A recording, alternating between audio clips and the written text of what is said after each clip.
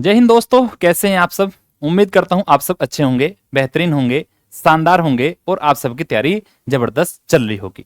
तो जैसे कि मैंने आपको बोला था कि यूपीएसआई जो एग्जाम है आपका 2025, इसका मैं आपको आरडब्ल्यूए का फ्री वीकली जो टेस्ट आता है उसका मैथ का सॉल्यूशन कराने वाला हूं। पिछले वीक भी मैंने इसका सॉल्यूशन कराया था और आगे आने वाले वीक में भी मैं इसका सॉल्यूशन कराता रहूंगा।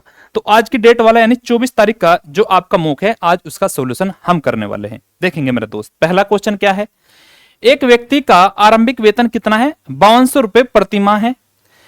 यह ज्ञात है कि वह प्रति माह 300 रुपए की वेतन वृद्धि प्राप्त करेगा। 10वें माह उसका वेतन कितना होगा? तो पहले माह में उसका वेतन कितना है? पहले माह में उसका वेतन, पहले मंथ में उसका वेतन है 5200 रुपए। हमें बताया कि प्रत्येक माह में उसका वेतन कितना बढ़ता है? 320 बढ़ता है, 320 रुपए बढ़ता है। 10वें माह में आपको उसका वेतन बताना है। 10वें माह में तो प्रत्येक माह में अगर 320 बढ़ता है तो अगले 9 माह में कितना बढ़ जाएगा? 9 की मल्टीप्लाई कर दो, 0, 9 दूनी 18, 9 ते 27 और एक कितना 28। तो 2880 को अगर आप इसमें ऐड कर देंगे तो आपका 10वें माह का वेतन निकल के आ जाएगा। कितना आ जाएगा? 0, 8, 8 2 10, 5 2 7 और एक कितना हो जाएगा दोस्त? 8 हो जाएगा। 8080 आपका जो है 10वें माह का वेतन होगा, यानी ऑप्शन नंबर सी आपका करेक्ट आंसर होगा। आगे समझ में, आगे बढ़ू। नेक्स्ट क्वेश्चन, इनमें से सबसे बड़ी संख्या कौन सी है? सबसे बड़ी संख्या आपको बतानी है। अब देखेंगे इस क्वेश्चन को कैसे करते हैं। यह लिखा आपके सामने क्यूब रूट 9, यह लिखा है, तो इसे हम लिख सकते हैं 9 की पावर 1/3। ये लिख सकते हैं, इसका ये भी मतलब होता है। अंडर रूट 3 लिखा है, इसे लिख सकते हैं 3 की पावर 1/2, ये भी लिख सकते हैं। लिखा है 16 की पावर 1/4, इसे लिख सकते हैं, यानी 16 सही 1/4, 16 की पावर 1/4 लिख सकते हैं। ये लिखा है 80 और स्क्वायर रूट 6, ये लिखा है, तो इसे हम लिख सकते हैं दोस्त 80 की पावर 1/6 लिख सकते हैं, 1/6 लिख सकते हैं। दिख रहा है सभी को? ये 1/6 लिख सकते हैं इसे। अब आगे कैसे सोल्व होगा? आगे कैसे सोल्व होगा? हम ले लेते हैं 3 2 4 और 6 का एलसीएम कितना होगा? 3 2 4 और 6 का एलसीएम होता है 12, तो 12 से सभी में मल्टीप्लाई कर देंगे। यहां पर सभी में मल्टीप्लाई करेंगे, 12 से कर दिया मल्टीप्लाई, तो यहां कितना आ जाएगा? अलग से लिखना पड़ेगा। तो यहां कितना आ जाएगा दोस्त? 12 आ जाएगा। अब कितना बना? यह आ गया 3 चौक 12, यह आ जाएगा 2 छिक 12 और ये आ जाएगा 4 तिय 12 और ये 6 दूनी कितना आ जाएगा दोस्त? 12 आ जाएगा, यानी पावर 2 बचेगी। 9 की पावर 4 हो गया, ये कितना हो गया? 3 की पावर 6 हो गया, ये 16 की पावर कितना हो गया? 4 तिय 12 3 हो गया, और 80 की पावर कितना हो गया? 2 हो गया, ये हो गया। अब आपको चेक करना है इसमें सबसे बड़ी वैल्यू कौन सी है। अब आप आसानी से इसे चेक कर सकते हैं। 9 की पावर 4 का क्या मतलब है? यानी 9 को 4 बार गुणा करना, 9 गुणा 9 गुणा 9 गुणा 9। 9 का क्यूब कितना होता है? 729। 729 की 9 में मल्टीप्लाई करेंगे, 7 9 63, 6300 से आपका आंसर बड़ा होगा, 6300 से बड़ा होगा। 3 की पावर 6, 3 तिय 9, तिय 27, तिय 81, तिय 243, तिय कितना होता है? 729। 3 की पावर 6 हो जाएगी 729। 16 की पावर 3 कितना होगा? 16 की पावर 3 है ना? हाँ, 16 की पावर 3 कितना होगा बताओ भाई? 16 का क्यूब कितना होता है? 16 का क्यूब होता है आपका 4096। कितना? 4096 आपका क्यूब होता है। 80 का क्यूब स्क्वायर कितना होगा? 1600, 6400 कितना हो जाएगा दोस्त? 6400 हो जाएगा। तो सबसे बड़ा आपको पता करना है कितना होगा।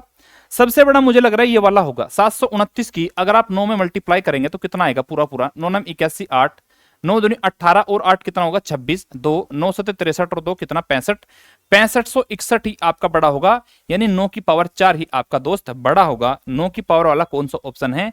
ऑप्शन नंबर 1 आपका राइट आंसर होगा। इस क्वेश्चन को आपको ऐसे सोल्व करना था। नेक्स्ट क्वेश्चन है, 20 वस्तुओं की लागत कीमत कितनी है? लागत कीमत x वस्तुओं की विक्रय मूल्य की कीमत के बराबर है।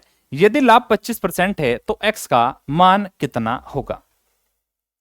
देखो, इसने दिया है कि 20 वस्तुओं का सीपी, 20 वस्तुओं का सीपी किसके बराबर है? x वस्तुओं के सेलिंग प्राइस के बराबर है। x वस्तु होंगी और इनका सेलिंग प्राइस हो गया, तो यहां से निकाल लेंगे सीपी से एसपी का रेशियो कितना हो गया। सीपी से एसपी का रेशियो हो जाएगा x और अपॉन में क्या आ जाएगा? 20 आ जाएगा, ये आ जाएगा। यदि लाभ परसेंट 25% है, लाभ परसेंट 25% है, 25% की फ्रैक्शन वैल्यू क्या होती है? 1/4 होती है। ये 4 आपका क्या होता है सीपी, 4 पर 1 का प्रॉफिट आपको एसपी कितना पड़ेगा, 5 जाके पड़ेगा। तो सीपी 4 है और एसपी कितना है दोस्त, 5 है। ये भी रेशियो है और ये भी रेशियो, तो हम क्या कर सकते हैं, बराबर रख सकते हैं। तो कितना आ गया, 5 चौक 20 और 4 गुना 4 कितना हो जाएगा, 16। तो एक्स का मान कितना आ जाएगा, एक्स का मान आपका आ जाएगा 16। ऑप्शन नंबर सी आपका राइट आंसर होगा। ऑप्शन नंबर सी मेरे दोस्त आपका राइट आंसर बनेगा। किसी को कोई कंफ्यूजन है किसी भी स्टेप में? नहीं। नेक्स्ट दिया है 3 संख्याएं हैं, 3 रेशियो 4 रेशियो 9 के अनुपात में आपको 3 संख्या दी हैं और उनका एलसीएम कितना है, 1800 है। तो सबसे बड़ी संख्या आपको ज्ञात करनी है। इन संख्याओं को मैं कैसे लिख सकता हूं, इसे लिख सकता हूं 3x 4x और क्या लिख सकता हूं दोस्त, 9x लिख सकता हूं। पहले मुझे बताओ इनका एलसीएम कितना होगा, 3 4 और 9 का एलसीएम कितना होगा। तो आप बोलेंगे सर 3 4 9 का एलसीएम होगा 36 और x सभी में कॉमन है तो x को लिख देंगे। जबकि एलसीएम कितना है, एलसीएम इन्होंने हमें लिख के दिया है 1800। तो कितना आ जाएगा, 36 पंजे 180, कितना आ गया, x की वैल्यू आ जाएगी आपके पास 50। x की वैल्यू कितनी आ गई, 50। सबसे बड़ी संख्या आपको बतानी है, सबसे बड़ी संख्या कौन सी है इनमें, सबसे बड़ी संख्या 9x। 1x की वैल्यू 50 है तो 9 की कितनी हो जाएगी, 9 गुना 5 45, 450 9x की वैल्यू हो जाएगी। ऑप्शन नंबर कौन सा राइट होगा, ऑप्शन नंबर बी आपका राइट आंसर होगा। अपने आंसर को जो है मैच करते हुए सभी मेरे दोस्त चलेंगे और अपना स्कोर जो है कमेंट में करेंगे कि आपका मैथ में कितना स्कोर आया है। नेक्स्ट देखो 85 85 का क्या दिया है, 85 आपका है 78 सेंटीमीटर, 104 सेंटीमीटर, 117 सेंटीमीटर और 169 लंबाई की धातु की 4 सलाखें हैं। उन्हें समान लंबाई के टुकड़ों में काटना है। हर टुकड़ा जितना लंबा हो सके उतना लंबा होना चाहिए। अधिकतम कितने टुकड़े काटे जा सकते हैं।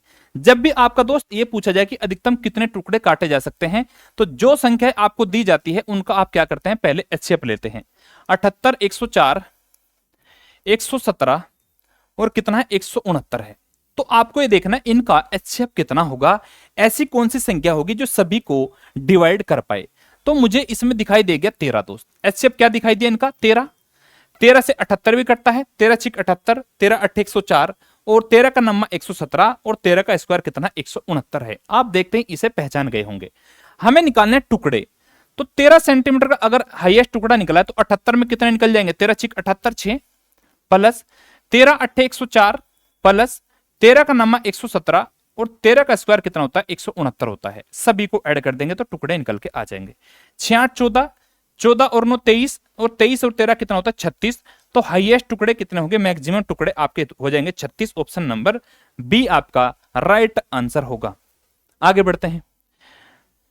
ये आपका रीजनिंग का क्वेश्चन है, आप जो है चेक कर लेंगे। लीपर्स आपको बताना है लीपर्स कितने होंगे, इसमें आसान क्वेश्चन है। दी गई तालिका परिवारों की संख्या और उनके बच्चों की संख्या को दर्शाती है। कितने परिवारों में एक से अधिक बच्चे हैं, एक से अधिक बच्चे हैं। तो हमें ध्यान देना एक से अधिक वालों पर। 2 या 2 से अधिक कितने 20,000 है और एक से अधिक कितने 45,000 है। तो 45,000 में से ये 2 या 2 से अधिक वाले घटा देंगे तो 1 या 1 से अधिक वाले बच जाएंगे। तो कितना आ जाएगा, ये आ जाएगा आपका 45 - 20 25,000 बच्चे ऐसे होंगे। 25,000 एक या एक से अधिक परिवार वाले बच्चे होंगे। तो ऑप्शन नंबर कौन सा बनेगा, ऑप्शन नंबर डी 25,000 आपका राइट आंसर बनेगा। चेक कर लेंगे अपने ऑप्शन में। नेक्स्ट क्वेश्चन क्या है, 70,000 रुपए को पी क्यू और आर में इस प्रकार बांटा जाता है कि पी का हिस्सा तथा क्यू और आर के हिस्से का 2/5 है तथा क्यू का हिस्सा पी तथा आर के कुल हिस्से का कितना है 3/7 है। तो आर का हिस्सा कितना होगा। हमें दिया है दोस्त पी का हिस्सा क्यू और आर के कुल हिस्से का कितना है, क्यू और आर के कुल हिस्से का कितना है 2/5 है। कितना है 2/5 है, ये हो गया। इसके बाद यह क्यू का जो हिस्सा है पी और आर के हिस्से का कितना है 3/7 है। यहां पे लिख लो क्यू का हिस्सा पी प्लस आर के कुल हिस्से के कितना है 3/7 है, 3/7 है। अब आपको क्या चेक करना है, अब आपको एक चीज ध्यान करनी है, एक चीज आपको नोटिस करनी है कि यहां पर भी p plus q plus r है और यहां पर भी तीनों ही वैल्यू है और तीनों का योग कितना है। पहले वाले में तीनों का योग आपको दिया है 2 और 5 7 का और इसमें कितना दिया है दोस्त 3 और 7 10 का, ये योग दिया है। जब दोनों तरफ p plus q plus r है और दोनों तरफ अलग अलग वैल्यू है तो अलग नहीं होनी चाहिए। तो कैसे बनाएंगे, सेम बना लेंगे। 7 × 10 70 और 10 गुणा 7 70 बना लेंगे। 10 की यहां मल्टीप्लाई करें तो यहां भी करेंगे, 2 गुणा 10 20 हो जाएगा, और 7 की यहां है तो यहां भी करनी पड़ेगी। तो P की वैल्यू कितनी आ गई है आपके पास? P की वैल्यू आ गई है 10 गुणा 2 20, और Q की वैल्यू कितनी आ गई है? 3 गुणा 7 21 आ गई है। और तीनों का मिला के योग कितना है?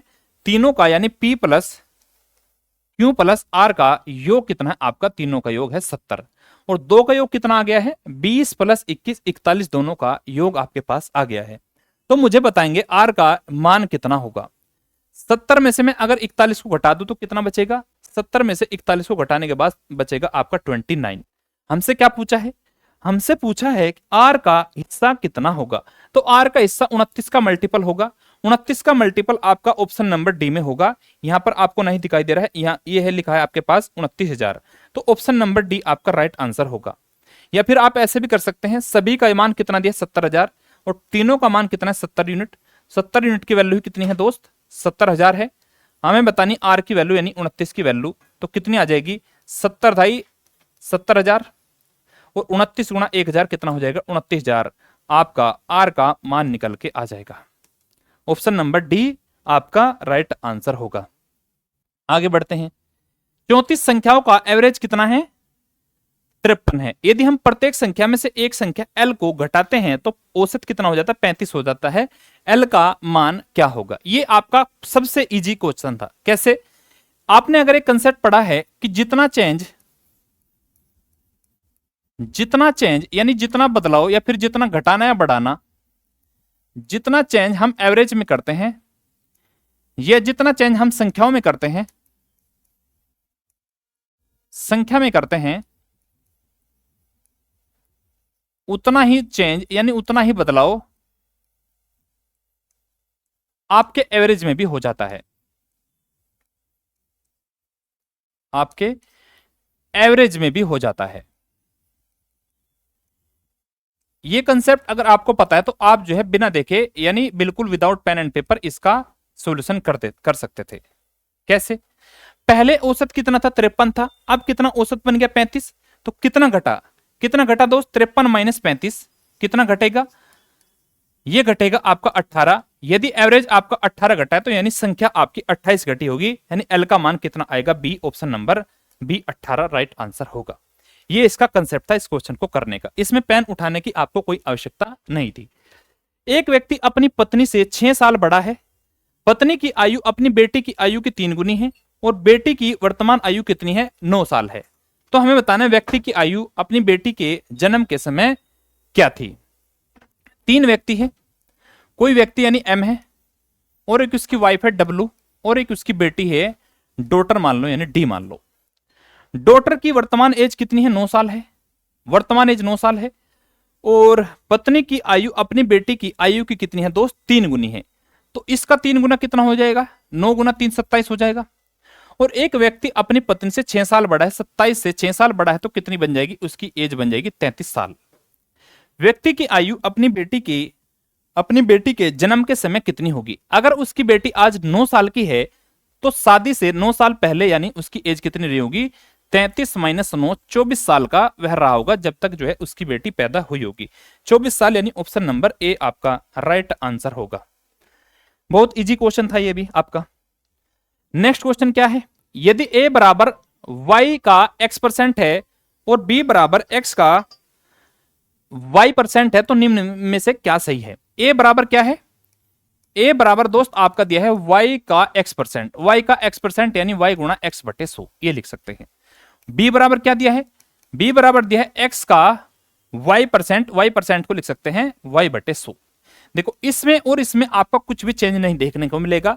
y गुणा x लिख लो या फिर x गुणा y लिख लो, बात एक ही है। तो इसे हम क्या कह सकते हैं मेरे दोस्त?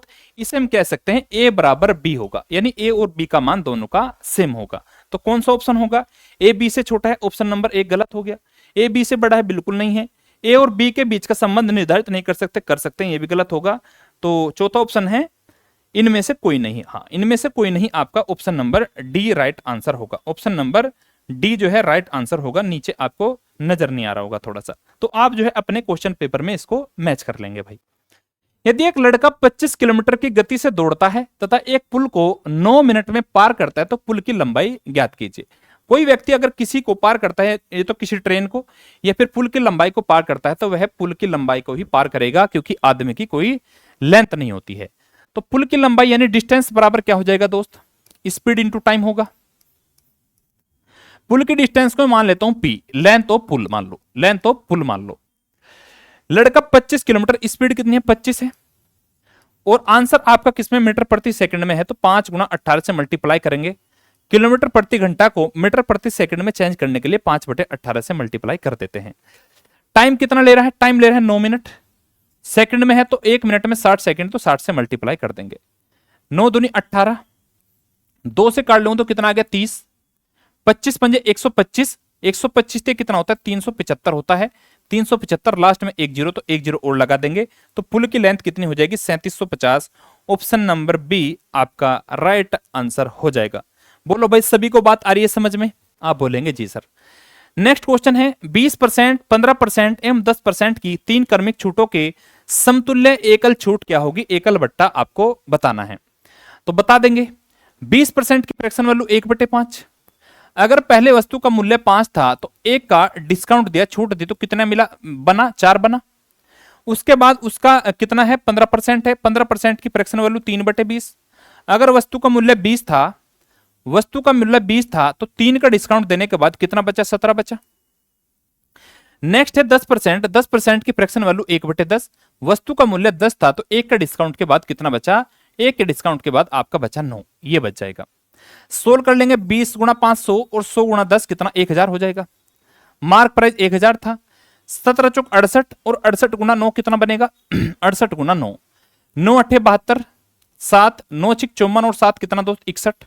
हमें चाहिए परसेंट में कितना होगा, तो हम 100% पे आसानी से कैलकुलेट कर लेते हैं। 10 से इधर भाग दे दो और 10 से इधर भाग दे दो, 1 जीरो से 1 जीरो खत्म, कितना बचा 100 बन गया।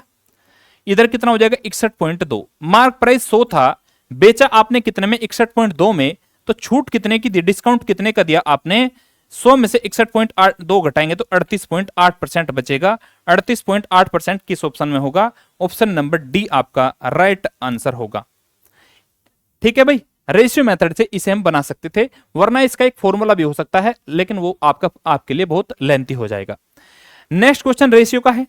यदि A ratio B ratio C बराबर, A ratio B ratio C बराबर कितना दिया है दोस्त, 2 रेशियो 3 रेशियो 4 दिया है। हमें बताना है A upon B, A upon B ratio B upon C और रेशियो सी अपॉन ए, ये आपको बताना है। तो कैसे होगा, ए अपॉन बी क्या है 2/3 है, बी अपॉन सी कितना है 3/4 है, और सी अपॉन ए कितना है 4/2 है, 4/2 है। इस क्वेश्चन को कैसे करते हैं, नीचे वाली जो भी संख्या होती है उसका आपको एलसीएम लेके मल्टीप्लाई करनी होती है। तो 3 4 और 2 का एलसीएम कितना है, 3 4 और 2 का एलसीएम आएगा 12, तो सभी में 12 से मल्टीप्लाई कर दो, सभी में 12 से मल्टीप्लाई कर दो, तो आपका आंसर आसानी से आ जाएगा। कितना बनेगा 3 चौक 12, 4 दूनी कितना आ गया दोस्त 8 आ गया, 4 तिया 12, 3 गुणा 3 कितना हो जाएगा 9 हो जाएगा, और 2 छिक 12, 4 गुणा 6 कितना हो जाएगा 24, 8 9 24, 8 9 24, ऑप्शन नंबर डी आपका बिल्कुल सही आंसर होगा। बताओ आया समझ में, इजी क्वेश्चन था रेशियो का। नेक्स्ट क्वेश्चन है आपका प्रॉफिट एंड लॉस का। एक व्यापारी एक घड़ी को 30% के प्रॉफिट पर बेचता है, यदि वह उस घड़ी को 20% कम मूल्य पर खरीदता तो 60 रुपए कम में बेचता तो उसे 30% का लाभ होता। घड़ी का क्रय मूल्य यानी सीपी कितना होगा। देखो ये यहां पर लिखेंगे सीपी और यहां पर लिखेंगे एसपी यानी सेलिंग प्राइस। हमने मान लिया वस्तु का सीपी 100 था, तो आपने वस्तु को 30% के प्रॉफिट के बाद कितने बेचेंगे, आप उस वस्तु को 130 में बेचेंगे। इसने बोला है यदि वह उस घड़ी को 20% कम पर खरीदता, यानी 100 की ना खरीद के 100 में से 20 कम यानी कितने में खरीदता दोस्त 80 में खरीदता। अब सीपी कितना है 80 है, तो उसे प्रॉफिट कितना होता 30% का प्रॉफिट होता। 80 अगर सीपी है 30% के प्रॉफिट के बाद यानी कितने बेचेगा 130% में बेचेगा। 2 जीरो से 2 जीरो खत्म हो जाएगी परसेंट से, तो 13 अट्ठे कितना बन जाएगा 104 बन जाएगा। तो अब आपका सीपी एसपी कितना बन गया नया 104 बन गया। इसने कहा है कि वह उसे 60 रुपए कम में बेचता, पहले 130 में बेचता था, अब कितने बेच रहा है 104 में, कितने कम में बेच रहा है, आप बोलेंगे सर 26 यूनिट कम में बेच रहा है। 26 यूनिट कम में बेच रहा है, जबकि बेच रहा है कितने में 60 रुपए कम में बेच रहा है। तो 26 यूनिट की वैल्यू ही कितनी है, 60 है। हमें किसका मान बताना है, हमें बताना है क्रय मूल्य का मान, यानी 100 यूनिट की वैल्यू मेरे दोस्त आपको बतानी है, ये बताना है। बताओ भाई क्या यही होगा क्या, 20% कम पर खरीदता और 30% लाभ पर बेचता, 8 130, 13 8 104, यही होगा, बिल्कुल ठीक है। चलो फिर बनाओ, 2 से काट लेंगे 13 और 2 से काट लेंगे कितना आ जाएगा, 30 आ जाएगा। ये आ गया आपके सामने 3000 अपोन में 13, 3000 अपोन में 13 आ गया। कितना आ गया, 13 दूनी 26, 4 जीरो, 13 ते 39, 1 जीरो जीरो, यानी 230 पॉइंट समथिंग आना चाहिए, 230 point something. Option number A आपका राइट आंसर होगा, ऑप्शन नंबर ए आपका राइट आंसर बनेगा। नेक्स्ट क्वेश्चन, नेक्स्ट क्वेश्चन आपका बढ़िया क्वेश्चन है। एक तालाब को पूर्णतः भरने में कितने दिन लगते हैं, 40 दिन का समय लगता है। यदि प्रतिदिन जल का स्तर तालाब में 2 गुना हो जाता है, यानी डेली जो है पानी खाली हुआ फिर से जो है 2 गुना हो गया, यानी फिर से भर गया डबल, तो तालाब के 1/4 भाग को भरने में कितना समय लगेगा। ये आपका थोड़ा सा दिमाग वाला क्वेश्चन है। देखो 40 दिन में क्या होता है दोस्त, 40 दिन में कोई तालाब है पूरा भर जाता है, यानी उसका 1 भाग भर जाता है। 40 दिन में कितना, 1 भाग भरता है, पूरा का पूरा भर जाता है। तो मुझे ये बताओ, एक दिन में वो डबल हो रहा है, तो एक दिन पहले यानी 39 दिन में कितना होगा, 39 दिन यानी एक दिन पहले कितना होगा, वह एक दिन पहले आधा होगा, तभी तो डबल होने के बाद पूरा 1 रहा होगा। और उससे एक दिन पहले यानी 38 दिन में, 38 दिन में क्या रहा होगा दोस्त, इसका 1/4 रहा होगा। इसका आप डबल करते जाओगे, इसका डबल करोगे कितना बनेगा, 1/2, इसका डबल करो कितना बनेगा, 1 बनेगा। ठीक है, तो 38 दिन में वह कितना रहा होगा, 1/4 हिस्सा रहा होगा। ऐसे इस क्वेश्चन को आपको सोचना है, ऑप्शन नंबर बी आपका करेक्ट आंसर होगा। चलो नेक्स्ट आगे, एक स्टीमर अनुप्रवाह एक निश्चित दूरी को 6 घंटे में तय करता है, जबकि वह 7.5 घंटे में वापस आता है।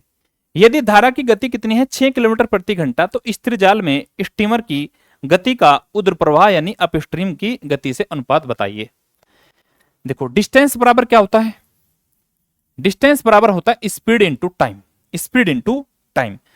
तो डाउन स्ट्रीम क्या होती है, डाउन स्ट्रीम, डाउन स्ट्रीम होती है नाव की गति प्लस धारा की गति, दोनों डाउन स्ट्रीम होती है। अप स्ट्रीम क्या होती है, ऊर्ध्व प्रवाह, ये होता है नाव की गति में से अगर धारा की गति को घटा देंगे, ये होता है आपका अप स्ट्रीम, ये होता है। तो जब वह अनुप्रवाह यानी धारा के साथ गया तो कितना समय लिया, 6 घंटे। तो स्पीड ये है, धारा के साथ स्पीड ये है, और टाइम कितना लिया है दोस्त, 6 घंटे का टाइम लिया है, तो ये डिस्टेंस तय करी। और जब धारा के विपरीत आएगा यानी x माइनस वाई से आएगा तो कितना टाइम लेगा, ये टाइम लेगा आपका 7 दूनी 14 और 1 15/2 घंटे, 7.5 घंटे यानी 15/2 घंटे। दोनों की सेम डिस्टेंस है तो दोनों को हमने बराबर कर दिया। बात आ रही है समझ में। अब सोल्व कर लेंगे, 3 पंजे 15 और 3 दूनी कितना आ जाएगा दोस्त, 6 आ जाएगा। ये 2 कहां जाएगा, ये 2 आपका यहां पर आ जाएगा, 2 दूनी 4 हो जाएगा। मल्टीप्लाई कर लेंगे अंदर, 4x प्लस 4y बराबर 5x माइनस 5y, ये हो जाएगा। ये 4x इधर चले जाएगा, 5x में से घटेगा तो कितना बचेगा, x बचेगा, और ये 5y इधर आ जाएगा, 5 और 4 कितना हो जाएगा दोस्त, 9 हो जाएगा। तो x अपॉन y बराबर कितना आ जाएगा, 9/1 आ जाएगा, 9/1 आ जाएगा। y क्या होता है, y होता है दोस्त आपका धारा की गति, जबकि धारा की गति कितने दी है, 6 दी है, यानी 1 यूनिट की वैल्यू कितनी है, 6 है, तो 9 यूनिट की वैल्यू कितनी हो जाएगी, 54 हो जाएगी। 9 यूनिट की वैल्यू कितनी हो जाएगी, 54 हो जाएगी। यानी नाव की गति कितनी आ जाएगी आपके सामने, नाव की गति आ जाएगी 54 किलोमीटर प्रति घंटा। हमसे पूछा स्थिर जल में स्टीमर की गति, स्थिर जल का मतलब यानी x की, और गति का ऊर्ध्वाधर स्टीमर की गति से अनुपात बताओ, यानी x और u का रेशियो आपको बताना है। x का मान कितना है, 54 है, और u का मान क्या होता है, u का मान होता है x minus y, x minus y यानी 54 माइनस 6 कितना बनेगा, 48 बनेगा। इसका रेशियो निकाल देंगे, कितना बनेगा, 6 9 54 और 6 8 48, 9:8 किस ऑप्शन में होगा, 9:8 ऑप्शन नंबर सी में आपका करेक्ट आंसर बनेगा, 9:8 ऑप्शन नंबर सी। ठीक है, आगे समझ में, आगे बढ़ू। ए की दक्षता बी की दक्षता से यानी बी की तुलना में कितना, 30% कम है। यदि एक साथ काम करते हुए एक निश्चित काम को 20 दिन में पूरा कर सकते हैं, तो उस कार्य को 70% ए अकेले कितने दिनों में पूरा करेगा। ए की जो इफिशिएंसी है बी से कितना है मेरे दोस्त, बी से 30% कम है। 30% का मतलब 3/10। अगर बी की 10 है तो एक ही कितना 3 कम है यानी 7 है। ये क्या आ गई इनकी इफिशियंसी का रेशियो निकल के आ गया, इफिशियंसी का रेशियो आ गया। वे एक निश्चित कार्य को 20 दिन में पूरा कर सकते हैं दोनों मिलके। अगर वे दोनों एक साथ मिले तो कितना काम करेंगे, 10 और 7 17 करेंगे। और जबकि कितने दिन ले रहे हैं, दिन ले रहे हैं आपके 20, तो टोटल काम कितना हो जाएगा 17 गुणा 20, 17 दूनी 34 यानी 340। तो टोटल काम कितना हो जाएगा दोस्त, टोटल काम हो जाएगा 340। उसी कार्य को 70% ए अकेले कितने समय में करेगा। 340 का 70% कितना होगा, 340 का 70% यानी 7/10, 0 से 0 खत्म। तो टोटल काम कितना बचा, 34 गुणा 7 बचा। किससे करवाना है, ए से करवाना है। ए एक दिन में कितना करता है, 7 करता है, तो भाग दे दें किससे, 7 से। 7 से 7 खत्म। तो ये काम कितने में करेगा, ये आपका काम करेगा 34 दिन में। ऑप्शन नंबर बी में आपका राइट आंसर हो जाएगा। आगे बढ़ते हैं। एक परीक्षा में 45% छात्र भौतिकी में और 40% रसायन विज्ञान में अनुत्तीर्ण हुए। यदि 35% विद्यार्थी दोनों में फेल हुए तो कितने प्रतिशत विद्यार्थी दोनों में पास हुए, ये हमें बताना है। ये आपका वेन डायग्राम का क्वेश्चन है, वेन डायग्राम का क्वेश्चन है आपका। ये ऐसे बना लेंगे, दो आपने ऐसे बना लिए, बीच में आप क्या लिखते हैं, जो दोनों में कॉमन है। 35% विद्यार्थी दोनों में क्या हुए दोस्त, फेल हुए हैं। तो दोनों में फेल हुए यानी 35% दोनों में फेल लिख लिया हमने। यहां पर कौन कौन से सब्जेक्ट है, पहला फिजिक्स है पी, और दूसरा क्या है रसायन विज्ञान इन साइंस लिख लो, कोई बात नहीं। 45% पहले में फेल हुए और 35% दोनों में, तो बचे कितने, 10% बचे होंगे। जबकि रसायन विज्ञान में कितना 40% फेल हुए और दोनों मिला के 35 है, तो बचे कितने होंगे, इसमें बचे होंगे आपके 5%। तो कुल मिला के फेल कितने हुए हैं, सभी को ऐड कर दो, 10 15 45 और 5, 50% जो है सभी में फेल हुए हैं। कुल मिला के फेल कितने हुए हैं, 50%। तो पास कितने हुए होंगे, पास आपके होंगे, अगर 100 में से 50% फेल है तो 50% ऐसे होंगे जो पास हुए होंगे। हमसे पूछे पास कितने हुए हैं, तो 50% बच्चे ऐसे होंगे जो पास हुए होंगे। आगे बढ़े।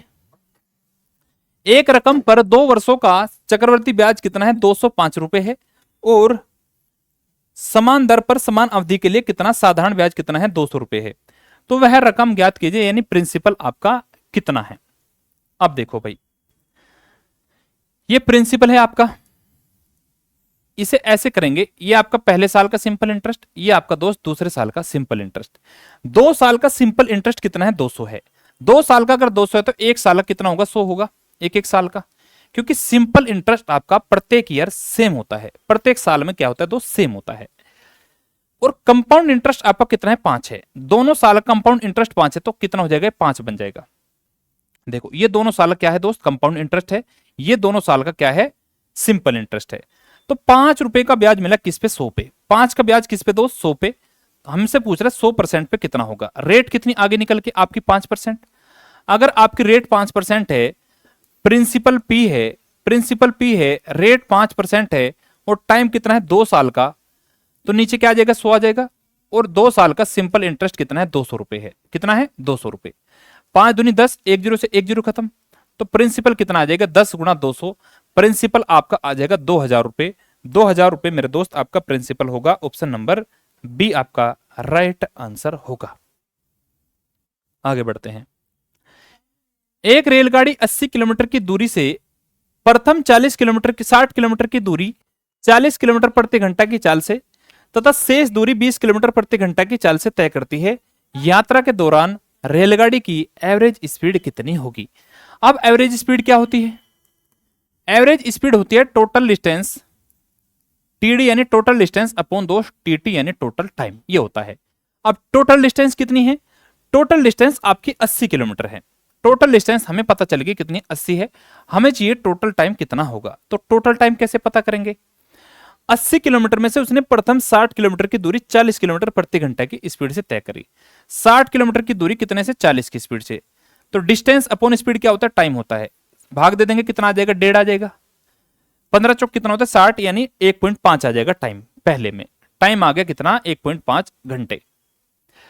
जबकि शेष दूरी यानी 20 किलोमीटर की दूरी कितने से तय करी है, शेष दूरी यानी शेष दूरी कितनी बची, टोटल 80 थी, 60 तय कर ली, बची कितने, 20।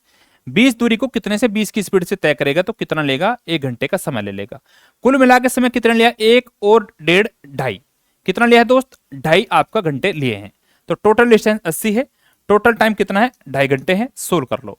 पॉइंट हटाने के लिए ऊपर 0, कितना आ जाएगा 25 75, 5 और 0 25 दूनी 50, 32 किलोमीटर प्रति घंटा आपकी एवरेज स्पीड आ जाएगी। ऑप्शन नंबर बी आपका सही आंसर हो जाएगा। आगे चलते हैं, क्वेश्चन नंबर 106। एक समचतुर्भुज का क्षेत्रफल 252 सेंटीमीटर स्क्वायर है। यदि इसके एक विकर्ण की लंबाई 14 सेंटीमीटर है तो दूसरे विकर्ण की लंबाई क्या है? समचतुर्भुज का क्षेत्रफल यदि आपको पता है तो आप इस क्वेश्चन को 10 सेकंड के अंदर बना पाएंगे। समचतुर्भुज, इसका एरिया होता है आपका 1/2 d1 into d2, d1 into d2। d1 क्या होता है? यानी होता है डायगोनल यानी विकर्ण, दोनों विकर्णों का गुणनफल का आधा अगर आप कर देंगे तो आपका एरिया निकल के आ जाएगा। एरिया कितना दिया है? एरिया आपको दिया है 252 और एक डायगोनल कितना है? पहला डायगोनल है आपके सामने 14, दूसरा आपको बताने ने d2 की वैल्यू बतानी है। 2 से भाग दे देंगे, 2 7 14, 7 से काट लेंगे 7 से 21, 4 2 7 6 42, तो दूसरा डायगोनल कितना आ जाएगा? 36 आ जाएगा। 36 यानी ऑप्शन नंबर सी आपका सही आंसर होगा। नेक्स्ट 107। किसी गोले का आयतन उसके सतह के क्षेत्रफल के बराबर है। गोले का आयतन क्या होता है? गोले का आयतन होता है 4/3 पाई आर क्यूब। गोले का जो आयतन है इसकी सतह क्षेत्रफल के यानी टोटल सरफेस एरिया के बराबर है, यानी 4 पाई आर स्क्वायर के बराबर है। 4 पाई से आपका 4 पाई खत्म, आर स्क्वायर से आपका ये कट जाएगा, कितना बचेगा? आर। ये 3 इधर आ जाएगा तो आर की वैल्यू कितनी आ जाएगी? रेडियस आपकी आ जाएगी 3 सेंटीमीटर। 3 सेंटीमीटर ऑप्शन नंबर 1 आपका सही आंसर होगा। तो कुछ क्वेश्चन आपके ऐसे भी होते हैं जो बिल्कुल फॉर्मूला बेस होते हैं। नेक्स्ट आपका सिंप्लीफिकेशन का क्वेश्चन है, कैसे सोल्व करेंगे भाई? चलो यही बता देता हूं कैसे सोल्व इसको करना है आपको। इसे सोल्व कर लेंगे पहले ऊपर वाले को। 5 से 15 और कितना 16, अपोन में कितना है 5 है, प्लस 3/5, ये लिख लो 3/5। भाग देना किससे? 8/5 से। 8/5 से जब आप इसे भाग देंगे तो गुणा का चिन्ह लेके इसे उल्टा लिख लोगे, तो कितना लिख देंगे? 5/8 लिख लेते हैं। पता है ये बात सभी को? तो पहले आप ऊपर वाला ही सोल्व कर लो, कितना आएगा? 16 और 3 कितना हो जाएगा? 19/5 और गुणा करनी है किससे? 5/8 से। 5/8 से 5 से 5 गया तो कितना बचेगा? ऊपर वाले का मान आ गया 19/8 आ गया ऊपर वाले का मान। अब नीचे वाली इक्वेशन सोल्व कर लो। नीचे 7 एकम 7 और एक कितना 8/7, 8/7 भाग अंदर वाला सोल्व कर लो, कितना बचा? 5/7 प्लस ये हो जाएगा कितना दोस्त? 1/7 और मैंने बताया आपको जब भाग करेंगे तो ऊपर ही चला जाएगा, कितना बचेगा? 3/7 बच जाएगा, 3/7 बच जाएगा। तो कितना हो गया? 8/7 भाग 5 और 3 8, 8/7। तो 8/7 को 8/7 से भाग देंगे तो कितना आ जाएगा? 1 आ जाएगा। तो ऊपर जो आपकी वैल्यू आई थी 1 से भाग देंगे तो कितना बचेगा? 19/8 ही बचेगा। 19/8 यानी ऑप्शन नंबर डी ही आपका सही आंसर होगा। देखो कितना सिंपल क्वेश्चन था ये वाला। नेक्स्ट क्वेश्चन नंबर है 109। एक संख्या 5 p को q के परिणाम और 3 के शेषफल के साथ विभाजित करती है, तो संख्या 5 q को 3 के परिणाम और 1 के शेषफल के साथ विभाजित करती है, तो p का मान कितना होगा? बढ़िया क्वेश्चन है ये भी। तो हमें पहले चाहिए p और q के मान। अगर मेरे पास q का मान निकल जाए तो कितना आ जाएगा? देखो ये संख्या q है, जब आपने 5 से भाग दिया तो आपको क्या मिला दोस्त?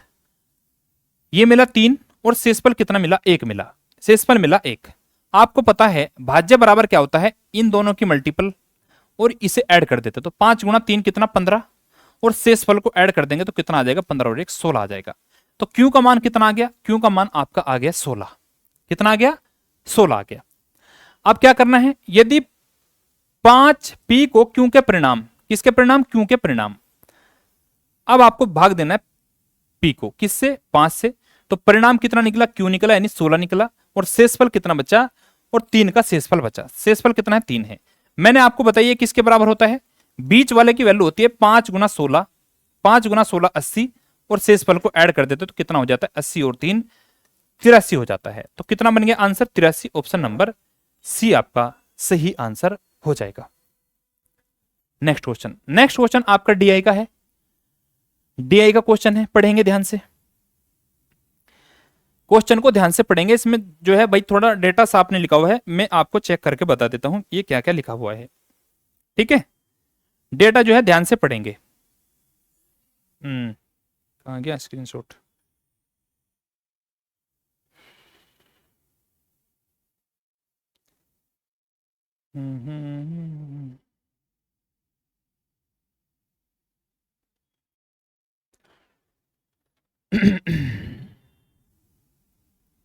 इसमें आपको क्लियर नहीं दिखाई दे रहा होगा डेटा, तो डेटा को जो है हम क्वेश्चन से देख लेते हैं, क्वेश्चन से जो है पूरा डेटा देख लेते हैं।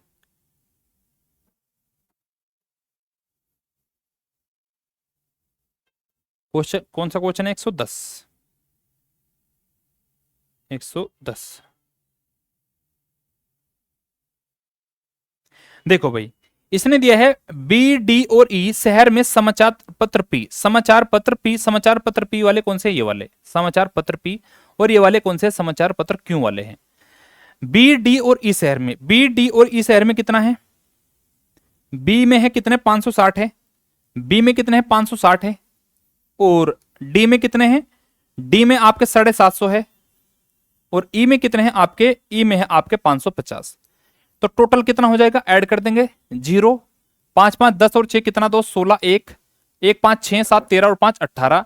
तो बी डी और ई शहर में पी के कितने हैं टोटल? 1860 है। उसके बाद कितनी बिक्री है?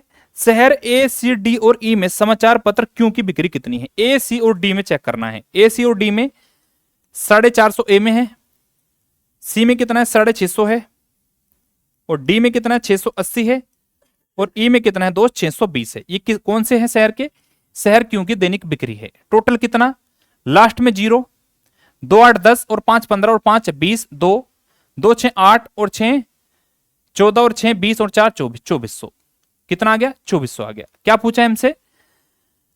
शहर क्यों की तुलना में कितने परसेंट कम है। पी वाली जो वैल्यू है इससे कितना कम है?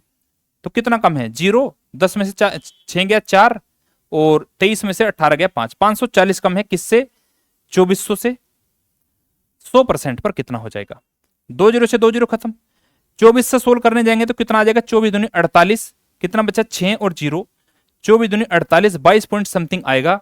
22 पॉइंट समथिंग एक ही आंसर है, ऑप्शन नंबर 1 आपका राइट आंसर होगा। तो ऐसे क्वेश्चन में आपको पूरा जो आने की जरूरत नहीं होती, आप एक बार जो है ऑप्शन पर अपनी नजर दौड़ा लेंगे। नेक्स्ट क्वेश्चन क्या है? वित्तीय वर्ष 2019-20 में सरकार द्वारा करों का संग्रह पाई चार्ट में दर्शाया गया है। उत्पाद शुल्क में केंद्रीय कोण और विविध करों के केंद्रीय कोण का अंतर ज्ञात कीजिए। कौन कौन सा? उत्पाद शुल्क और विविध कर। उत्पाद शुल्क कौन सा है? उत्पाद शुल्क आपका तीसरे वाला है, यहां से आपका स्टार्ट हुआ 1 2 और 3, ये वाला है। उत्पाद शुल्क कितना है? 120 है। उत्पाद शुल्क आपका कितना है दोस्त? 120 डिग्री है। चलो यहीं पर बता देता हूं, उत्पाद शुल्क आपका कितना है? 120 डिग्री है। और विविध कितना है? विविध यानी आपका पहले दोस्त 40 डिग्री है। इन दोनों का डिफरेंस आपको बताना है कितना है? 80 का, यानी 80 की वैल्यू आपको बतानी है। 80 की वैल्यू आपको बतानी है। इन सभी को अगर आप ऐड करेंगे तो टोटल कितना मान बनेगा? 40 80 120, 120 और 120 240, 240 और 140 कितना बनेगा? 300, 380 और 380 और 80 कितना बन जाएगा? 420। तो 420 डिग्री बनना है, बनना कितना चाहिए था? 360 डिग्री, क्योंकि टोटल का मान कितना होता है? 360 डिग्री होता है। तो आप यहां से निकाल लेंगे कि 360 डिग्री कितने की वैल्यू है? 420 की। हमें निकालनी है किसकी दोस्त? 80 डिग्री का मान निकालना है, यानी इन दोनों का बीच का अंतर निकालना है, 80 की वैल्यू। 0 से 0 खत्म, 2 से काट लूंगा 21 और 2 से काट लूंगा कितना? 4, 3 से काट लूंगा 3 से थे 21, 3 से काट लूंगा 120 थे 360, 120 गुणा 4 कितना होता है? 480 और 480 को 7 से भाग देंगे तो कितना आएगा? 7 छिंग 42, 6 0 6 0 7 अठे 56, 7 अठे 56। कहीं मिस्टेक होगी थोड़ी सी, 80 बताना है ना। 120 माइनस 40 80 डिग्री। एक बार चेक कर लेता हूं 80 डिग्री है क्या? ये हो सकता है कुछ अलग हो। 120 माइनस 40 80 डिग्री है। और ये कितना आया है? ये आपका है 420 डिग्री। 420 डिग्री की वैल्यू ही कितनी है? 360 है। 2 से 0 से 0, 2 से काट ले 21, 2 से काट ले 4 और 7 छिंग 42 6 21 3 7 21 और 3 से काट लिया 12 36, 120 गुणा 4 480, 4 0 0 4 दूनी 8 4 एकम 4 480, 7 से भाग देंगे, 7 छिंग 42, 6 0 7 8 56, 68 पॉइंट समथिंग आना चाहिए यार, थोड़ा सा 68 पॉइंट समथिंग इसका जो है आंसर आना चाहिए। चलो इस क्वेश्चन को जो है आप चेक कर लेंगे, हो सकता है इसमें कुछ मिसप्रिंट रहा हो, इसमें कुछ मिसप्रिंट आपका हो सकता है, एक बार आप चेक करेंगे भाई। आगे बढ़ते हैं। 3 2 5 1 2 4 9 और 8 एवं 6 की माध्यिका ज्ञात कीजिए। माध्यिका ज्ञात कीजिए। जब भी आपको माध्यिका बतानी होती है तो क्या करते हैं आप, जो है इनको आरोही क्रम में लगाते हैं। तो पहले कौन सा आएगा, एक आएगा, पहले आपका कौन सा आएगा, एक आएगा सबसे छोटा। उसके बाद सब इससे बड़ा कौन सा, दो, दो दो बार है, दो दो बार है, दो। उसके बाद कितना आएगा, तीन आएगा, तीन कितनी बार है, एक बार। उसके बाद 4 है, 5 है, 6 है, 8 है और 9 है। संख्या गिन लेंगे, 1 2 3 4 5 6 7 8 9। कितनी थी, 1 2 3 4 5 6 7 8 9, 9 संख्याएं थी। तो एक बार आपने इन्हें जो है आरोही क्रम में लगा लिया। फिर क्या करना है, यदि विषम संख्याएं है तो इसका फॉर्मूला होता है n+1 बटे 2वां पद, n+1 बटे 2वां पद। कितना हो जाएगा, 9 और 1 10, 10 बटे 2, 10 बटे 2 कितना होता है, 10 बटे 2 आपका होता है 5, यानी 5वां पद कौन सा होगा, वही आपकी माध्यिका होगी। 1 2 3 4 और 5, 5वां पद कितना है, 4 है, तो 4 ही आपकी माध्यिका होगी। ऑप्शन नंबर सी आपका करेक्ट आंसर होगा। आगे चलते हैं। एक बॉक्स में 4 काली गेंद, 3 लाल गेंद और 5 हरी रंग की गेंद है। 2 गेंदों को यादृच्छिक रूप से बॉक्स से निकाला जाता है। इस बात की क्या संभावना है कि दोनों गेंदों का रंग समान हो, रंग समान हो। देखो टोटल कितनी गेंद है, 4 3 7 और 5 12। टोटल गेंद है आपकी 12, तो 12 में से आपने 2 को चुना है। ये आपका परम्यूटेशन कॉम्बिनेशन का क्वेश्चन है। तो इसे क्या करते हैं दोस्त, 12 C2 लिखा है, 2 बार आप जो है ऊपर घटाओ, यानी 12 2 बार ले जाओ, एक कम करो, 12 कम 11, नीचे 2 है तो 2 गुणा 1 लिखो। पीछे की तरफ आपको चलना है, सिंपल वे आपको बता रहा हूं, फॉर्मूला बेस नहीं बता रहा हूं। तो कितना आ जाएगा, 2 6 12 और 11 गुणा 6 कितना हो जाएगा, 2 66 हो जाएगा। तो टोटल बनेगा आपका 66, इसमें से आपको निकालना है। फिर जो है प्रत्येक में से 2 को निकालना है, क्योंकि किसी भी रंग की हो सकती है। तो क्या करेंगे, 4 C2 और प्लस 3 C2 प्लस ये कर लेंगे आप दोस्त 5 C2। अब इसे कैसे निकालेंगे, मैंने आपको बताया 2 तक पीछे ले जाना है, यानी 4 है, पहले 4 लिखो, इससे एक कम कितना होगा, 3 लिखो, 2 बार लिखना है। 2 है, 2 से एक कम कितना, 1 हो गया, प्लस 3, 3 से एक कम कितना, 2, नीचे लिखेंगे 2, 2 से एक कम कितना, 1, प्लस 5 को 2 बार लिखना है पीछे की तरफ, 5 से एक कम कितना, 4 और 2 से एक कम कितना, 1 हो जाएगा। इन सभी को ऐड कर लो, 4 3 12 प्लस 3 दूनी 6, 5 चौक 20 और सभी के नीचे 2 है तो 2 से भाग दे दो, 12 6 18 और 20, 18 और 20 38 और 38 को 2 से भाग देंगे तो कितना आ जाएगा, 19 आ जाएगा। तो संभावना बनेगी उनकी 19, कितने बनेंगे दोस्त, 19, कितने में से, 66 में से। तो 19 बटे 66 आपका राइट आंसर होगा। इसमें ऑप्शन नहीं लिखे हैं तो ऑप्शन जो है चेक कर लेना आप। 19 बटे 66, 19 बटे 66 आपका ऑप्शन नंबर सी में दिया गया है। ऑप्शन नंबर सी जो है आपका राइट आंसर होगा। आगे चलते हैं। नेक्स्ट क्वेश्चन है, एक समांतर श्रेणी के प्रथम 13 पदों का योग क्या है। पहला पद आपको दिया है a की वैल्यू और अंतिम पद आपको दिया है 26। तो क्या होता है, इसका आपको पता है मेरे दोस्त, 13 पदों का योग बताना है। इसका फॉर्मूला होता है SN बराबर n/2 और first plus last a plus l लिख देते हैं, ये लिख लेते हैं। 13 पदों का योग बताना है, यानी S13, n की वैल्यू कितनी है, 13 है, पहले का मान कितना है, -10 है और अंतिम मान कितना है, 26 है। ये करना है। तो 13/2, 26 - 10 कितना बचा, 16, 2 से काट देंगे, 2 8 16 और 13 गुना 8 कितना होता है, 104 होता है। 104 यानी ऑप्शन नंबर सी आपका करेक्ट आंसर होगा।